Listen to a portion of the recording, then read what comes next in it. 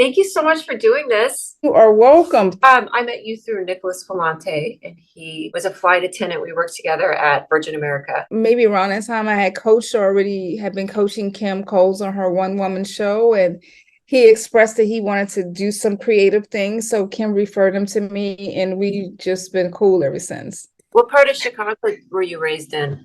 South side of Chicago, I went to high school. I went to Dunbar High School. I wanted to be an actress. When I got to LA, I realized that you have to wait for the phone, and I have way too much energy to just wait. So I Yeah. ended up doing stand-up comedy. And stand-up comedy, I loved it. I just ate, drank, slept, and then at one point I realized I was that girl in the back of the club telling comics, hey, if you add this to your joke, it's going to really make it pop. If you say it this way, I bet you get a different response. So I was literally writing while I was a stand-up and didn't realize it. And then one day I said, I'm going to write a play. So I wrote a play that was called Culture Shock. And I got really good reviews from the LA Times. Cool. And I used all my friends. All I knew was comics. I'm still friends with some of those people today. And it was because of that play that I got the attention of television writers. And I ended up on a TV show after that, working with Sinbad. That's amazing. It was kind of a confirmation that I was a good writer enough to get noticed. It was because of that play. And so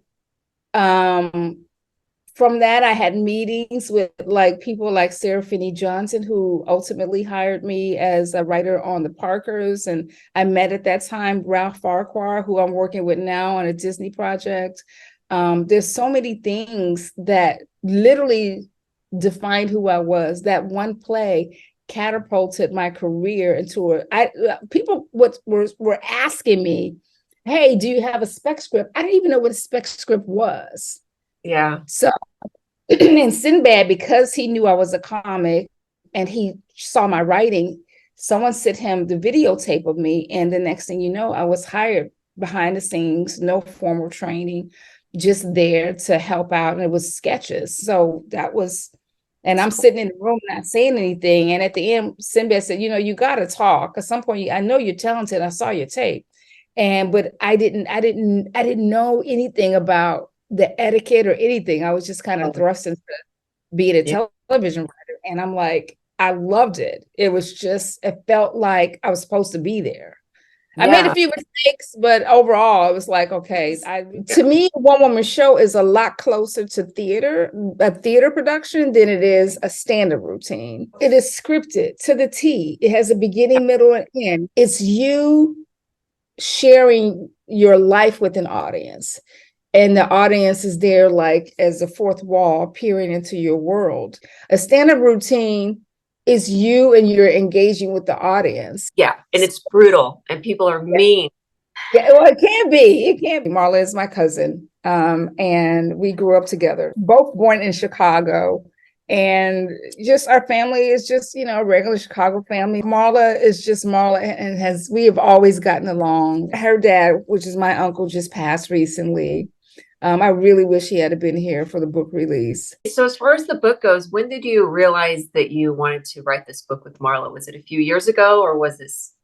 This was when that trip that I told you I took, and we were in Dusseldorf. Marla actually didn't have a place to live while I was there.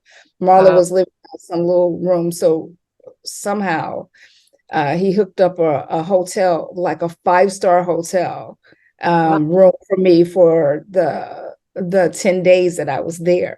And we hung out in the hotel with one of his artist friends by the name of Tolman. And Tolman and Marla and I just hung out and laughed and drank and ate. And it was at that time, at the end of that trip, when I decided that I was going to write this book. And that was 13 years ago. Oh my gosh. Wow. But when you're writing a story like this, I guess you just have to have the eyes and the understanding to know what parts to put in the book, especially when there's so many things that have happened. Much like writing for television, there's always a format. I had been reading, excuse me, I had been already reading autobiographies of people, Sidney Poitier, and I read Nina Simone's book, and I read a lot of different people's autobiographies. But I had never written a book before this. I had just said, oh, yeah, it's easy. I mean, I can write. I've written for television. I've written like movies, TV movies. This is probably going to take me a couple of years. I believe that someone said, oh, this is going to take you 13 years to write this. I probably would have never started. Wow. But I do know that everything has structure. So I'm really big on structure. There has to be a beginning, middle, and end. What is the heart of the story? What is the thread? What is the theme of the story? What am I trying to get at? Oh my gosh, maybe one day we'll work together on doing something with being raised Jewish and Pentecostal. That sounds fancy. That's a great story, actually. I bet you got a lot of little numbers you can share with the world. I would go to Germany every single year for 6 weeks, 2 months, 3 months, and I would just hang out with Marla and write while I was with Marla, whether we were on the road in a taxi, in a cab, whether we were performing in Switzerland. It's been so many different things that I've been there for a lot of what has happened throughout the book. So I believe the story really ended a couple years ago, like around the pandemic time, because the book discusses Marla trying to find the right musical team in order to continue his musical journey. Yeah. There was so much stuff that, as they say in television, was left on the cutting room floor. As the story is told in the book, Marla drifted literally from one part of the United States to the other, from Chicago to New York, back to Chicago, then to California. From California, Marla met a guy who was a saxophone player. Saxophone player was trying to distract Marla away from the drugs, and he did. He bought Marla like a whole bag of harmonicas. The guy and Marla drove to New Orleans. Marla ended up doing a lot of open mic nights on Bourbon Street. So one particular contest was going on, and Marla didn't even know that he was entered into the contest, and somebody had entered Marla's name into a contest. And so Marla, the prize was to go to Europe. Marla really didn't pay attention to the prize. Marla just went because his name was on the poster. So when he got to the club, he performed and did 3 songs, a couple songs he had written himself. And the Frenchman just absolutely fell in love with Marla's music. Well, listen, you won, and we want to take you to Europe to perform. Marla was like, okay, well, I'll go.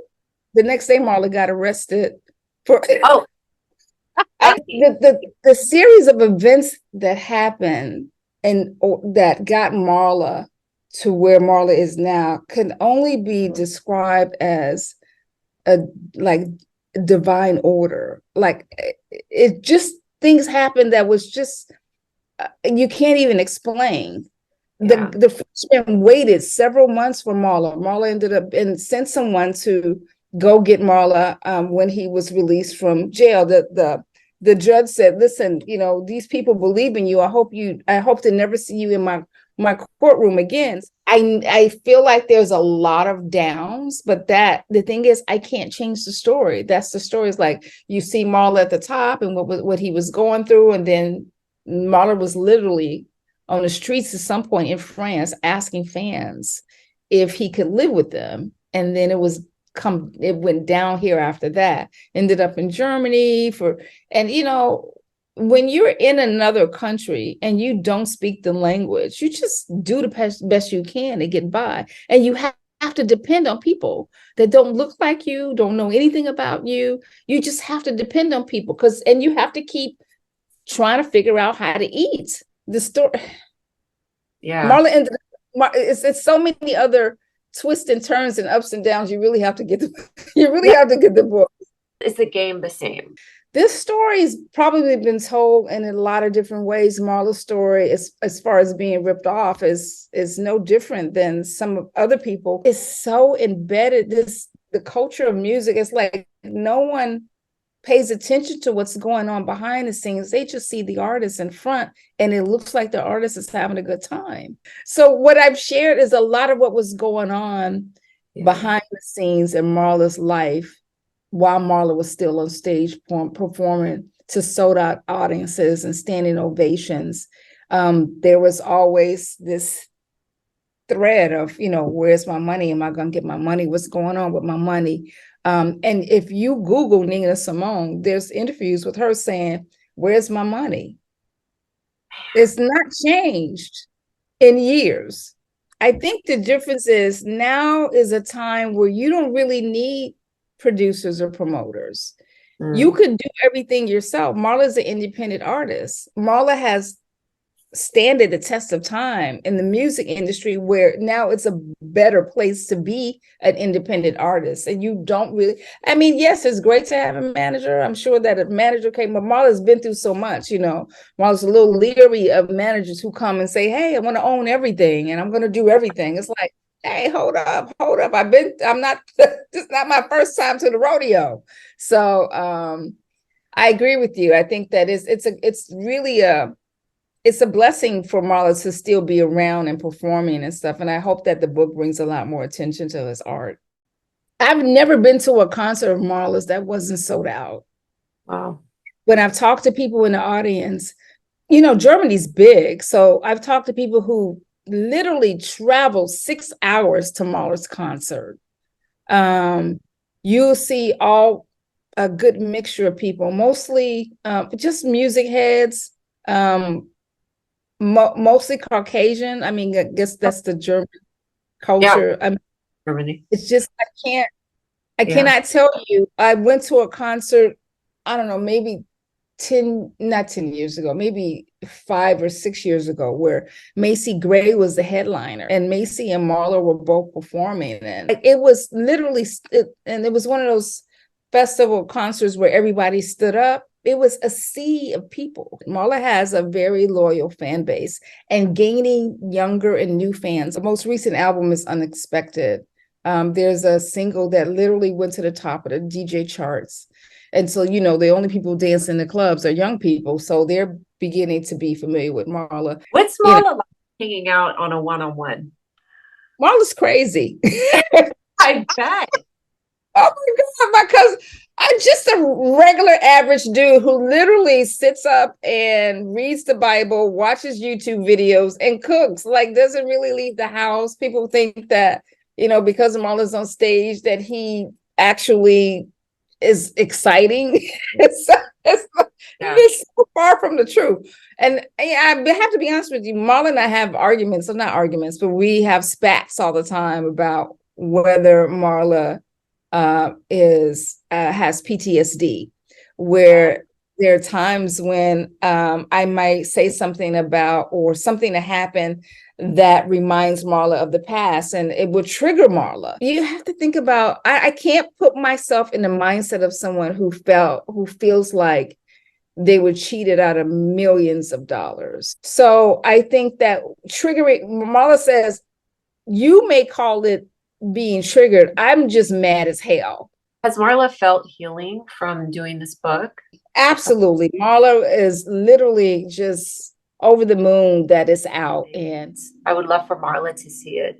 Oh, absolutely. And if you want to interview me and Marla, I'm open to that too. I would love that. Okay, then I'll be in Germany on Sunday. Yeah, maybe you guys we can all eat a bologna sandwich together.